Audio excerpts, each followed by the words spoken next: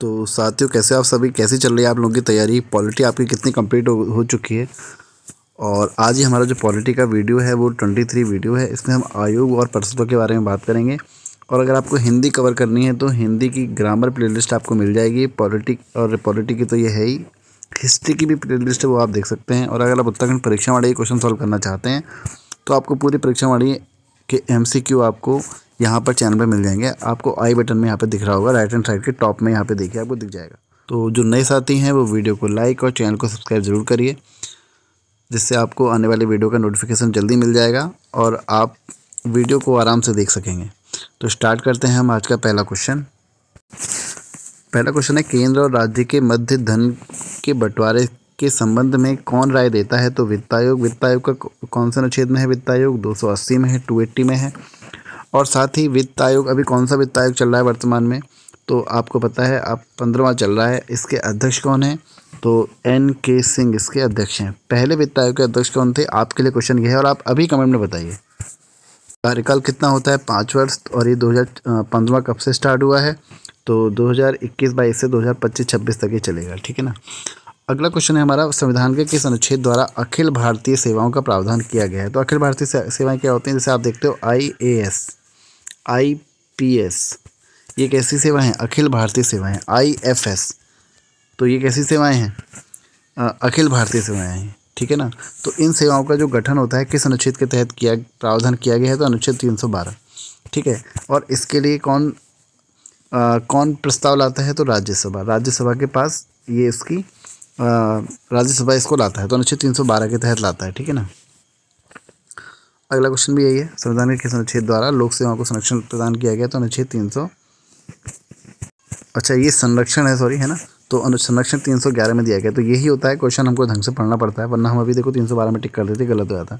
तो संरक्षण 312 में है, प्रावधान किस में गया? अनुच्छेद 312 में। अगला है, अखिल भारतीय सेवाओं का सृजन कौन कर सकता है? तो राज्यसभा करता है 2/3 बहुमत से। ऑप्शन सी सही होगा, ये गलत है इसका ऑप्शन। संघ लोक सेवा आयोग नहीं करता। संघ लोक सेवा आयोग का गठन सबसे पहली बार कब गठन हुआ था? 1926 में। 1926 में इसका गठन हुआ, अगर आपको पता होगा, है ना। अगला है, संविधान के किस अनुच्छेद के अंतर्गत राज्यसभा नई अखिल भारतीय प्रशासनिक सेवाओं की रचना प्रस्तावित कर सकती है? तो अनुच्छेद 312 पढ़ा भी हमने। क्या भारत में संयुक्त राज्य अमेरिका की भारतीय लोक सेवाओं का विभाजन है? नहीं। अच्छा, पहला जो हमारा जब भारत स्वतंत्र नहीं हुआ था और ब्रिटेन के अधीन था, तो सबसे पहला जो ये हुए थे, एग्ज़ाम हुए थे, वो कब हुए थे? 1863 में। 1863 में जब एग्ज़ाम हुए थे, तो उसमें पहले जो कैंडिडेट थे वो कौन चुने गए थे? वो कौन चुने गए थे? सत्येंद्र नाथ टैगोर, है ना, 1863 में। और भारत में और इंग्लैंड में कब से शुरू होने लगे? तो 1922। अगला क्वेश्चन है, भारत में किस प्रकार की प्रशासनिक सेवाएं हैं? तो अखिल भारतीय सेवा है, केंद्रीय सेवा है, प्रांतीय सेवा है, तो तीनों है। इसका ऑप्शन डी इसका सही आंसर है। निम्नलिखित में से कौन सी अखिल भारतीय सेवा नहीं है पूछा गया है? तो भारतीय ऑडिट एवं अकाउंट सेवा नहीं है, तीनों है बाकी। अखिल भारतीय सेवा में सम्मिलित नहीं है, कौन नहीं है? विदेश सेवा नहीं है, फॉरेस्ट वाली है। तो IFS, आपको F से फॉरेस्ट है, उसका नाम फॉरेन नहीं है। अखिल भारतीय सेवा नहीं है, तो भारतीय राज्य सेवा नहीं है। 1961 तक किसी अतिरिक्त अखिल भारतीय सेवा की स्थापना नहीं की गई थी। तब से अब तक अखिल भारतीय सेवाओं की सूची में शामिल की गई नई सेवा निम्न से कौन है? तो ये सारे ही आप एक बार नाम पढ़ लीजिएगा। भारतीय लोक प्रशासन संस्थान की स्थापना कब हुई? मार्च 1954 में। भारतीय पुलिस सेवा का प्रशिक्षण कहाँ होता है? तो पुलिस सेवा पूछी गई है, IAS नहीं पूछा गया। IAS का आपको पता है मसूरी है, तो ये है हैदराबाद में, याद रखना। पुलिस सेवा कहाँ है? हैदराबाद में। अच्छा, उत्तराखंड की पुलिस वाला कहाँ होता है? तो नरेंद्र नगर। अखिल भारतीय सेवाओं की नियुक्ति की जाती है किसके द्वारा? राष्ट्रपति द्वारा। अगला है हमारे यहाँ पे, सिविल सेवाओं का भारतीयकरण किया गया किसके द्वारा? लॉर्ड लिट्टन के द्वारा। उसके बाद कौन आया था? फिर रिपन आया था। रिपन ने जो इसके उल्टे काम थे, यानी कि जो इसने भारत के विरोध में किए थे, उसको रिपन ने सही किया था। लिट्टन ने क्या किया था आपको पता है? वर्नाकुलर प्रेस एक्ट 1878 इसने किया था, है ना। और क्या किया था इसने? फिर इसने इसको उलट दिया था। लिट्टन ने क्या किया? जो उम्र थी उसको 21 से घटाकर 19 कर दिया था, जो कि भारतीयों के पक्ष में नहीं था। फिर रिपन ने क्या किया? फिर से उम्र 19 कर दी गई। तो लिप्पन ने काफ़ी अच्छे काम किए भारतीयों के लिए। अखिल भारतीय सेवा का गठन कर सकता है, कौन कर सकता है? तो संसद कर सकती है, ऑप्शन सी। अगला है क्वेश्चन, भारतीय प्रशासनिक सेवा तथा पुलिस सेवा IPS को समाप्त करने की सिफारिश किसने करी थी? तो राजमन्नार आयोग ने करी थी। अगला क्वेश्चन है, संविधान का कौन सा अनुच्छेद लोक सेवा आयोग से संबंधित है? तो अनुच्छेद 315। संविधान के किस अनुच्छेद द्वारा संघ और राज्यों के लिए एक लोक सेवा आयोग का प्रावधान किया गया? तो अनुच्छेद 315। निम्नलिखित में से वह कौन सा देश है जिसने सिविल सेवा की प्रतियोगी परीक्षा सबसे पहले शुरू करी? तो चीन, ऑप्शन सी। अगला है, संघ लोक सेवा आयोग का प्रमुख कार्य है तो भर्ती करना। आप सभी को पता है, हम लोक सेवा आयोग यानी कि UPSC को जानते हैं, इसलिए हैं जो भर्ती करते हैं IAS IPS की। तो सिंपल क्वेश्चन है। अगला है हमारा, संघ लोक सेवा आयोग अपना प्रतिवेदन किसको सौंपता है? तो राष्ट्रपति को। संघ लोक सेवा आयोग में अध्यक्ष के अलावा कितने सदस्य होते हैं? तो 9। संघ लोक सेवा आयोग के अध्यक्ष की नियुक्ति कौन करते हैं? तो राष्ट्रपति करते हैं। अगला है, संघ लोक सेवा आयोग का अध्यक्ष अपना त्यागपत्र किसको सौंपता है? तो राष्ट्रपति को सौंपता है। संघ लोक सेवा आयोग के अध्यक्ष की पदावधि कितनी होती है? तो 6 वर्ष या 65 वर्ष की आयु, जो भी पहले पूर्ण हो। अच्छा, एक है हमारा भारतीय मानवाधिकार आयोग, इसमें अभी कुछ समय पहले अपडेट हुआ है, तो इसमें जो कार्यकाल कितना है? ऑप्शन है 4, 5, 3, 6। तो इसका आंसर है 3 वर्ष।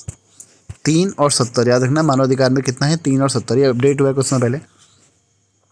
अगला क्वेश्चन है हमारा, संघ लोक सेवा आयोग के अध्यक्ष को कितना रुपया प्रतिमाह वेतन मिलता है? तो ये अपडेट हो गया होगा, इसको आप देख लीजिएगा, ये नहीं है इसका आंसर। अगला है, संघ लोक सेवा आयोग के सदस्यों की संख्या को निर्धारित करने की शक्ति किसको है? तो राष्ट्रपति को होगा, अभी हमने पढ़ा था, नियुक्ति राष्ट्रपति करते हैं। संघ लोक सेवा आयोग के सदस्य की नियुक्ति कौन करता है? तो राष्ट्रपति करते हैं। डी नहीं होगा, ऑप्शन बी सही होगा, राष्ट्रपति करते हैं। संघ लोक सेवा आयोग के सदस्य अपना त्यागपत्र किसको सौंपेंगे? राष्ट्रपति को सौंपेंगे। संघ लोक सेवा आयोग के सदस्यों की पदावधि कितनी होती है? देख चुके हैं, 6 वर्ष या 65 वर्ष की आयु, जो भी पहले पूर्ण हो। अगला है, नीचे दिए हुए दोनों वक्तों पर विचार करो, इनमें से एक को कथन कहा गया है और दूसरे को कारण। तो है, संघ लोक सेवा आयोग एक स्वतंत्र संगठन है, क्योंकि ऐसे करके इसको सॉल्व करिएगा हमेशा, कथन और कारण को, तब अच्छे से सॉल्व होता है। क्योंकि संघ लोक सेवा एक संवैधानिक निकाय है, बिल्कुल सही है। एक गलत होगा और लेकिन आर सही होगा, क्योंकि स्वतंत्र नहीं है, है ना, और संवैधानिक है। आपने पढ़ा आर्टिकल 315 में इसकी बात करी गई है, तो ऑप्शन डी सही होगा। अगला है, भारत सरकार अधिनियम 1919 के अधीन लोक सेवा आयोग की स्थापना कब की गई? तो 1926 में, ये तो मैं आपको बता ही चुका हूँ, 1926 में स्थापना करी गई थी। तो अधिनियम कौन सा होगा? 1919 होगा। प्रशासनिक सेवाओं के लिए नियुक्ति कौन करता है? तो संघ लोक सेवा आयोग। अगला है, 2 या 2 से अधिक राज्यों के लिए गठित संयुक्त लोक सेवा आयोग के अध्यक्ष तो सदस्यों की नियुक्ति कौन करता है? तो नियुक्ति तो राष्ट्रपति ही करते हैं, तो हम कई बार पढ़ चुके हैं, क्वेश्चन को बस ने घुमा के दे दिया है। संयुक्त लोक सेवा आयोग देख चुके हैं, 6 वर्ष या 62 वर्ष की आयु, जो भी पहले हो। इसमें थोड़ा ध्यान देना, ये राज्य की बात हो रही है, तो 6 वर्ष और 62 वो है लोक सेवा आयोग, तो उसमें 6 वर्ष और 65 है, इसमें 6 वर्ष और 62 है, थोड़ा ध्यान देना। अगला है, संयुक्त राज्य लोक सेवा आयोग के अध्यक्ष और सदस्य अपना त्यागपत्र किसको सौंपेंगे? तो संयुक्त राज्य लोक सेवा आयोग भी किसको सौंपेंगे? राष्ट्रपति को। अब यहाँ पे ये आइडिया मत लगाना, राज्य का है तो राज्यपाल को सौंपेगा, है ना। अगला है, संयुक्त राज्य लोक सेवा आयोग के अध्यक्ष तथा सदस्यों को साबित कदाचार एवं असमर्थता के आधार पर कौन पदमुक्त कर सकता है? तो राष्ट्रपति ही करेंगे, नियुक्ति भी यही कर रहे हैं।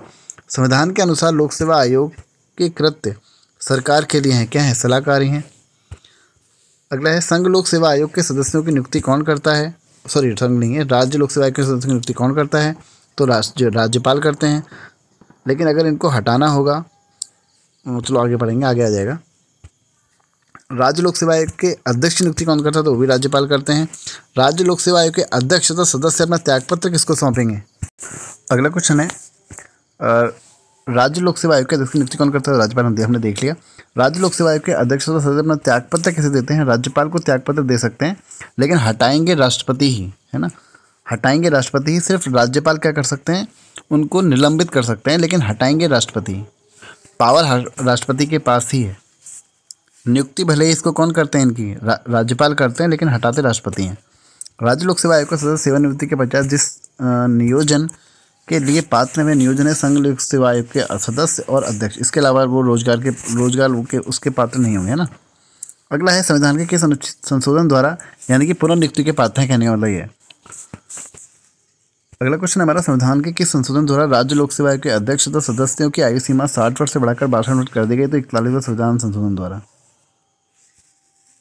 तो आज की वीडियो में इतना ही बात करते हैं, इससे आगे के क्वेश्चन अगले वीडियो में सॉल्व करेंगे। तो आप वीडियो को लाइक और चैनल को सब्सक्राइब जरूर करिए। अगर मिलते हैं अगले वीडियो में, थैंक यू।